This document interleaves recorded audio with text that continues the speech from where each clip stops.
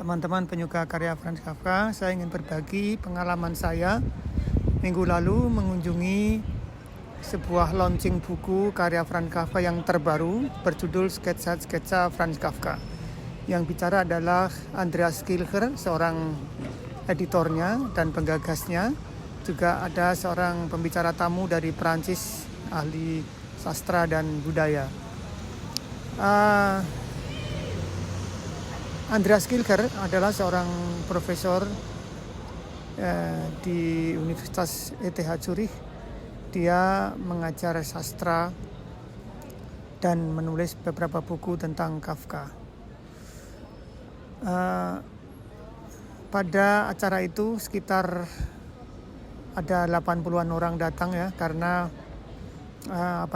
ruangannya di daerah sekitar Universitas Zurich agak tertutup sehingga orang harus mendaftar dulu, dan aku duduk di deret kedua dari depan, deret ketiga dari depan, dan aku mudah untuk mengambil foto, dan foto-foto semua yang saya buat saya kirim ke YouTube ini. Saya tentu saja membawa buku sketsa-sketsa Kafka yang sudah saya resensi di majalah Tempo beberapa waktu lalu. Dan Andreas Kilcher saya tanya saat ketemu, saya Sigit yang meresensi buku Anda di majalah Tempo. Oh iya, dia bilang bagus resensinya, meskipun dia nggak bisa bahasa Indonesia, barangkali pakai Google Translate atau apa.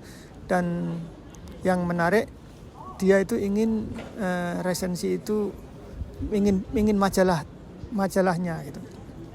Dan saya menghubungi redaksi Tempo dan ternyata dikirim dari Jakarta ke Zurich, dan dia sudah menerima dan dia merasa senang. Yang mengagetkan bagi saya bahwa foto yang dipilih majalah Tempo itu di dalam sketsa Kafka itu persis pada sampul buku sketsa Franz Kafka yang versi terjemahan bahasa Prancis. Jadi di dalam video ini saya tunjukkan sampul buku versi bahasa Prancisnya dari sketsa Franz Kafka. Yang menarik dalam diskusi itu, menurut seorang pembicara dari Prancis mengatakan bahwa ada sebuah lukisan Kafka yang disertai tulisan, artinya itu Kafka menulis surat pada Felix Bauer, pacarnya di Berlin. Dalam surat kartu pos itu ditulis sambil digambar. Gambarnya itu dua tangan saling berangkulan dan satu tangan saling bersilangan gitu. Dia bilang, cinta apakah seperti ini atau seperti itu? Maaf, ini ada kereta api, saya bicara ini di stasiun kereta api secara lisan. Saya tidak membaca teks apapun, saya hanya membayangkan pengalaman saya.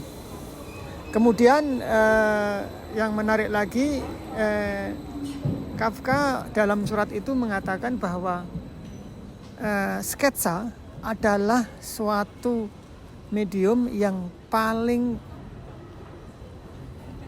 bagus untuk mengekspresikan sesuatu. Jadi seperti itu. Jadi dia menulis surat kepada pacarnya itu seperti itu. Dia menggambar dan menulis dan menggambar hanya gambar tangan bersilangan, dua tangan bersilangan dan selalu tangan berangkulan gitu.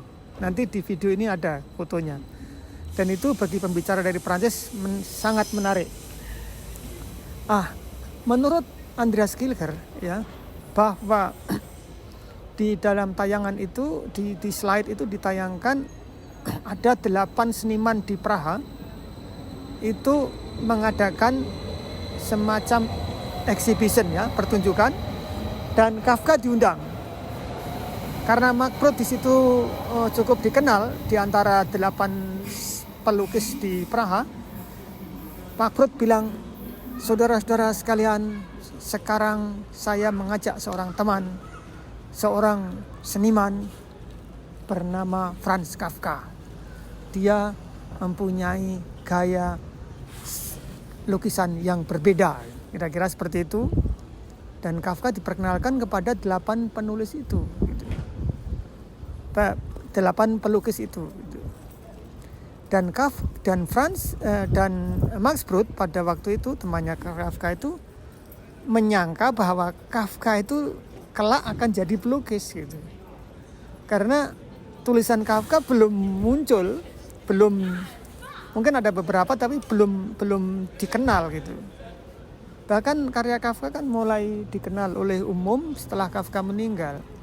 Karena di Praha sendiri tulisan Kafka itu sering diejek oleh temannya yang namanya Franz Werfel itu, teman satu angkatan, satu circle gitu, satu jaringan pengarang di Praha, bahwa gaya tulisan Franz Kafka itu khas Praha aja gitu.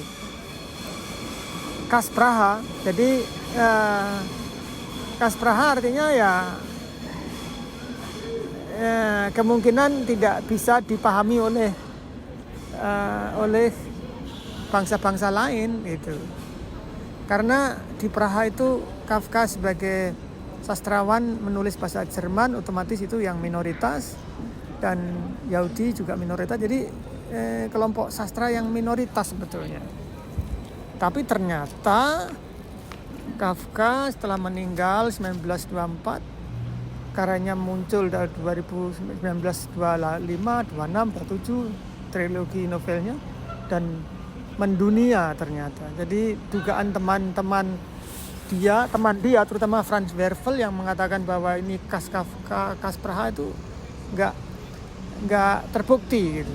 Ternyata itu justru mempunyai gaya Kafkais gitu. Kafkais adalah suatu gaya yang menggambarkan sebuah kemurungan, kefrustasian, absurd, surrealis, berbelit-belit, birokrasi yang campur adul dan sebagainya. Itu gaya Kafka menjadi adjektif di dalam sastra dunia. Lah, Andreas Kilcher itu menunjukkan sebuah lukisan, salah seorang pelukis di Praha itu melukis Kafka di saat Kafka membaca cerpennya berjudul Sang Penunggang Ember gitu. Jadi ada di dalam video ini ada foto, tak tunjukin itu fotonya. Jadi Kafka sedang duduk membaca cerpen judulnya Sang Penunggang Ember itu, Der Kugelreiter itu.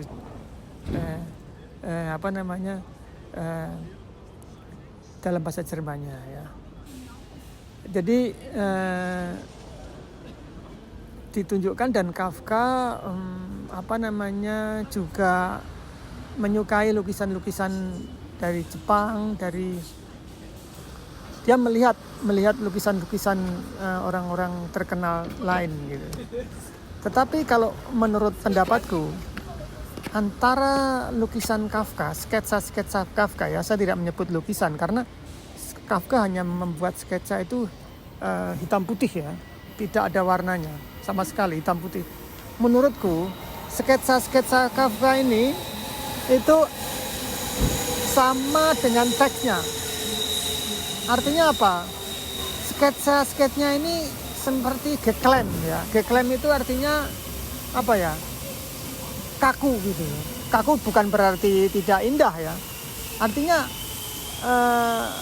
lukisan-lukisannya itu lurus. Jadi sketsa-sketsa Franz Kafka itu adalah kumpulan garis-garis yang bersilangan dan membentuk meja, membentuk tubuh, bahkan ada gerakan orang lari gitu, ada gerakan menari itu ada menari gitu, ada. Jadi kalau teks Kafka itu menurutku teksnya itu betul-betul mencekam dalam arti kita ingin tahu kelanjutannya gitu ya. Jadi ada nilai suspensif yang sangat kuat gitu. Misalkan dalam novel Proses, Josefka bangun pagi tanpa ada kesalahannya tiba-tiba ditangkap gitu. Jadi itu kan membuat orang jadi ingin tahu kenapa ditangkap gitu kan. Padahal sampai akhir novel juga nggak tahu apa salahnya gitu. Jadi absurditasnya di situ ya. Kemudian cara Kafka mendeskripsikan sebuah suasana atau sebuah tempat itu cenderung keklaim ya. Keklaim itu apa ya? Seperti kram gitu, seperti orang kena kram gitu. Jadi kalau saya pribadi membandingkan antara sketsa Kafka dan teks Kafka itu hampir sama, yaitu adalah kram, seperti orang kram. Jadi kram itu kan nggak bisa bergerak kemana-mana gitu. Yang menarik setelah acara selesai ada acara aperitif, itu makanan kecil, roti, keju, minum, dan aku ikut-ikut. Dan ketika selesai acara aku menyodorkan buku saya, terus aku minta tanda tangan. Dan Andreas Kilger itu ternyata ramah sekali gitu. Di luar dugaanku ya, dia ramah, dia tanya aku, Sigit, nama Sigit pakai T ya akhirnya, endingnya ya pakai T, Sigit gitu kan. Di sini di Jerman ini di Swiss biasanya pakai namanya Sigi ya. Sigi itu singkatan dari Siegfried, itu panggilannya Sigi, jadi mungkin orang sini taunya Sigi, tapi saya Sigit akhirnya namanya pakai T ya akhirannya T, Sigit ditulis di situ dalam bahasa Jerman. Aku juga saya cantumkan di dalam video ini